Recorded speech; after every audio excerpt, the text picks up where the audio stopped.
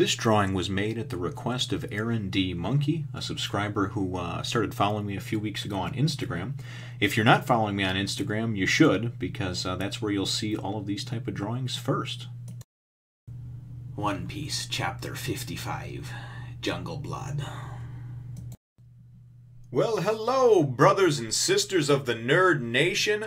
I, as usual, am Jim, here to bring you another review on the epic, action-packed, thrill-of-the-moment, edge-of-your-seat excitement tale of One Piece. The last several chapters have been pretty packed and jam-packed with action. The last one was definitely no different. It ended with his Don Krieg's second in command, his second mate, the invincible Pearl, the man that has shields all over his body and on his arms, and the man who's 61-0, and he's never lost a fight. He's never even bled in a fight. Luffy hits him, from behind with his body as he falls into him, and the chapter ends with him getting a bloody nose, and everybody kind of going, "Oh no, he's bleeding." So that's right where this chapter picks up, of course, and he's just like, "Blood? Blood? No, not blood," and he kind of starts just acting real weird, and he's like, they're really dangerous, and I just kind of picture, like, I haven't watched the anime on this particular one, but, I just kind of picture him being this big, sort of, having this big dumb animal sound, but they are very dangerous, and Sanji's kind of like, what the hell, he's acting weird, and then Luffy's over there, he's got his finger jammed up his nose, the second digit, and he's just like, oh yeah. So, what winds up happening, and some of the crew members are like, no, some of Don Krieg's pirates are like, no, calm down, it's okay, Pearl, don't worry, it's not even like it's a wound, it's just a little bit of blood from your nose, no big deal, and they're all terrified, and and Pearl's just, and no, Pearl, calm down, and Pearl's going, oh, and he's just, this rage is building up inside of him, and then he goes, he's fire, and he literally, like, starts a wall of fire, and, like, starts on fire. And one of the pirates winds up just kind of blurting out, and he's just like, he grew up in the jungle and with all these animals, and they're trying to tell him, you're not in the jungle, Pearl, it's okay. They're trying to bring him down, and evidently he grew up in the jungle, and there was when there was danger, obviously there's animals, cougars, tigers, snakes, everything like that, lions, tigers, bears, oh my. Attacking you, and that was his self-defense mechanism. When he sensed danger, he somehow learned or knew how to, or has the power to be able to channel fire to heat up his body. And so basically everything starts burning. Everybody's scared. Don Krieg, his pirates are like, all his guys are like, oh shit, what are we gonna do? We're trapped between the ocean and the wall of fire, and they're jumping overboard. Everybody is scared shitless, because they're just basically like, when he goes into this rage mode, there's no stopping him, and this rage mode, unfortunately, is going to everybody's fearful that he's going to burn down the entire ship. So after everybody gets knocked around, including Luffy, and everybody's just scared shitless of this, of his flaming attack, Sanji's like, you know what, I've had enough of this. This is not your ship to burn. And he, jumps up in the air and does this acrobatic-like move, is the only way you could describe it, to get over the wall of fire and to bridge the gap between him and Pearl.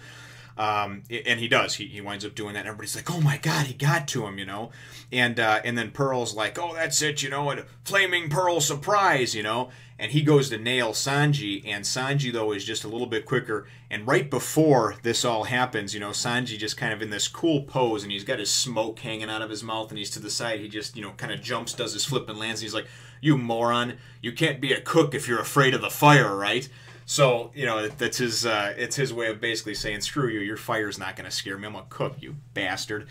So he winds up, tries to do this flaming Pearl surprise on Sanji. Sanji, after a couple of really cool action-packed panels, Sanji's able to duck and dodge, and then basically do what can only be described as like a backflip spin kick as he's exposed, and he's able to knock him, get past his shielding and actually hurt him, and knock his ass into the water. And it's kind of cool though, because then then he goes and he gets really mad, and he's super rage now, right? And he's like, flaming balls, flaming pearl balls, and he just starts firing these balls of flaming, I don't know, flaming, whatever, we don't know, flame balls. I don't know what to call them, little meteors, And sorry, I'm just really amped up about this. A good chapter. And he starts firing them at the ship, and everybody's like, oh shit, and if that hits the galley, it's gonna start the ship on fire, and if that hits the galley, the whole ship's gonna blow. Chef, you got to get overboard, right?